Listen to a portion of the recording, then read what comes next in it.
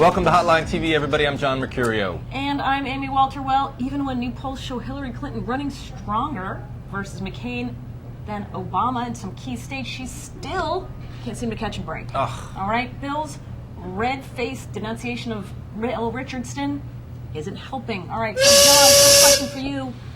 Why do the Clintons seem still fixated on Bill Richardson? I don't think they're fixated on Bill Richardson, or at least they're not fixated on bringing it up. They recognize that this is a distraction. They don't need to be, allowing a story to dominate the news coverage that one of their supposedly most loyal supporters or loyal allies in the Democratic Party is now supporting Barack Obama. What we're looking at, I think, is just the reality of the situation in the Democratic primary as it exists today. You've got a lot of people. Richardson is really just one of the more high profile of many, many superdelegates who previously, over the past 10 to 15 years, have been strongly loyal to the Clinton the Clinton White House, the Clinton family, who are now supporting Barack Obama. What we're seeing, I think, is what's playing out at a very lower level, with them now playing out in the Washington Post op-ed pages and elsewhere with Bill Richardson. It's really just, I think, showcasing where it's really sort of a snapshot of where the race is today in terms of the superdelegates. And that Hillary Clinton is just in this. It just shows this box that she's in, right? That it doesn't matter what the polls are showing, what her margins are in certain states.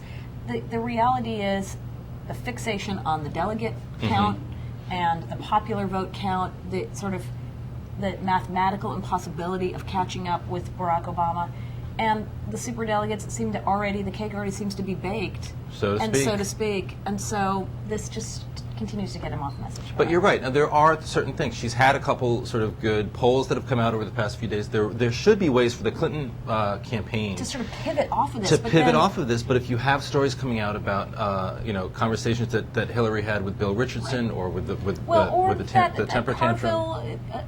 Pendant op-ed. Why? Yeah, the Carville op-ed was, I think, one of the biggest missteps by something that clearly had to be cleared through Clinton. Carville wouldn't do that unless Hillary had said it was okay. Big mistake, I think, probably the biggest mistake of the week last week.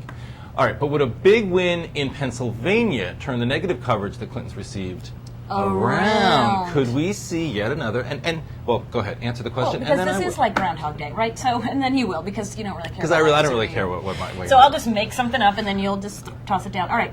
Of course I care. Here's the other thing that nobody covered today. Everybody talked about the fact that Obama had this big 10-point lead in the Gallup poll last week. It's now right. So the poll's narrowing. We're either talking about Bill Richardson, or we're talking about the fact that she has to get a certain percentage in Pennsylvania, and if she does win, is it really a win? If it's anything less than 5 points, okay, I think Obama can make the case that this race is closer than expected. Right. But it would seem to me that we're going to be talking about the same thing the day after the primary that we've been talking about after every single primary, which is she does well among white working class voters, she does well among African Americans, she does well in the big states, but she's going to lose in North Carolina. All right. What were you going to say? Exactly that sort of thing, especially the last few about words. The trailing blah, blah, blah. No, but exactly that. Look, and that's, I think, David Brooks made a really good point about that on Meet the Press on Sunday, which is, look, we're going to see the exact same storyline play out that we've seen over the past several months. She's down. She comes from behind. She fights it. She wins big, especially in these big states like Pennsylvania and Ohio.